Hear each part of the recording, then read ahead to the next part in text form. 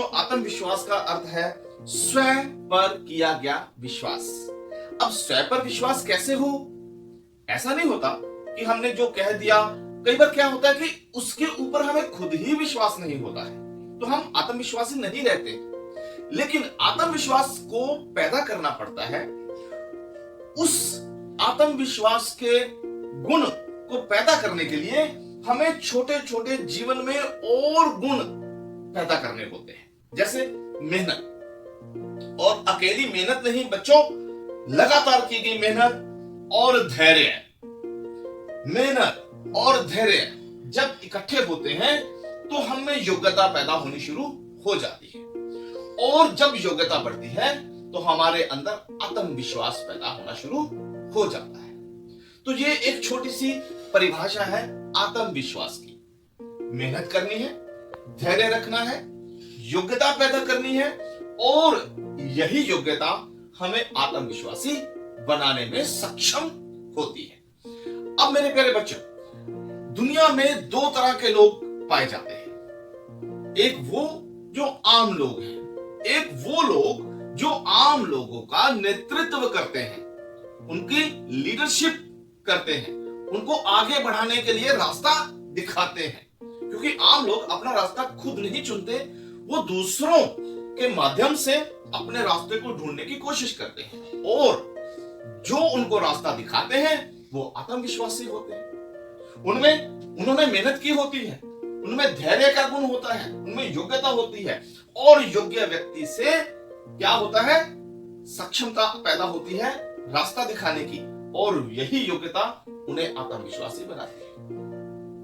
अब हम उदाहरण लेते हैं। जब हम पहली बार स्टेज पर चढ़ते हैं, कोई कविता बोलने के लिए, कोई गीत बोलने के लिए, कोई नाटक करने के लिए, तो क्या कई बार होता है कि हमारे अंदर एक घबराहट, एक कंपन सी पैदा होती है। लेकिन अगर हम उसी चीज का बार बार अभ्यास करते हैं, मेहनत, अभ्यास, धैर्य से हमें योग्यता पैदा होनी शुरू हो जाती है, और एक दिन हम निडर होकर एकदम आत्मविश्वास से स्टेज पर चढ़ जाते हैं। अब देखो, हमारे परीक्षाएं हैं, परीक्षा पत्र आते ही बहुत से ऐसे बच्चे हैं जिनको घबराहट होनी शुरू हो जाती है, जो डरना शुरू कर देते हैं, जिनका हाथ नहीं चलता है। लेकिन कुछ एक बच्चे ऐसे भी हैं जो आत्मविश्वास से पेपर को सुंदर तरीके से हल करना शुरू कर देते हैं। ऐसा कैसे? एक बच्चा जो कुछ नहीं लिख पा रहा है, दूसरा बच्चा जो आत्मविश्वास से आगे बढ़ रहा है, उसमें ऐसा क्या था? उसने मेहनत की, उसने धैर्य रखा, उसने योग्यता पैदा की, और आत्मविश्वासी बन गया। हमारे आजादी के लीडर, हमारे देश के लीडर, हमारे नेतृत्व करने वाले देशभक्त भगत सिंह, राजगुरु, सुखदेव, लाला लाजपत राय, चंद्रशेखर आजाद, करतार सिंह सराबा, उधम सिंह, क्या ये लोग आत्मविश्वासी नहीं थे? ऐसे ही इनका नाम किताबों में आ गया। ये लोग आत्मविश्वासी थे।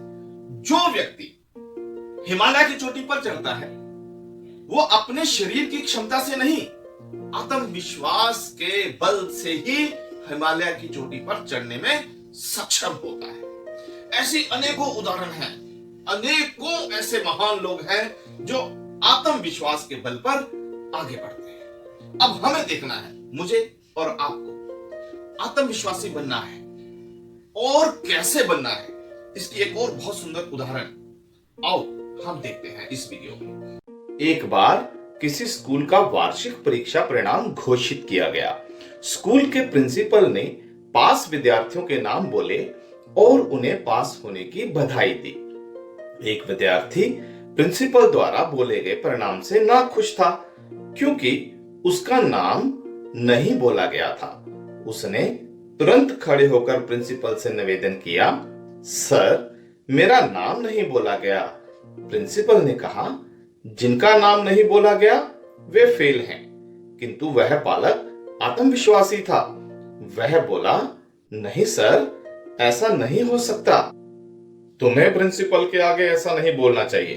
मैं तुम्हें 5 रुपए जुर्माना लगाता हूँ। बच्चा, नहीं सर, मैं फेल नहीं हो सकता। प्रिंसिपल, तुम्हें अपने प्रिंसिपल पर विश्वास नहीं है? ठीक है, मैं तुम्हें जुर्माना 10 रुपए करता हूँ। बच्चा कहता है, नहीं सर, मुझे पूरा विश्वास है, मैं फेल नहीं हो सकता। इतने में स्कूल के क्लर्क ने प्रिंसिपल के पास आकर कहा, सर क्षमा करें, आपको जो पास विद्यार्थियों की सूची दी गई थी उसमें से एक विद्यार्थी का नाम टाइप होने से रह गया था। कृपया पास विद्यार्थियों की सूची में एक विद्यार्थी का नाम और जोड़ लें। प्यारे बच्चों, यह वही विद्यार्थी था जो प्रिंसिपल से अपने पास होने का दावा कर रहा था। वह केवल पास ही नहीं था, अपितु उसके अंक भी कक्षा में सबसे अधिक थे। बच्चों, यह बालक कोई और नहीं था बल्कि डॉक्टर राजेंद्र प्रसाद थे, जो भारत के पहले राष्ट्रपति बने।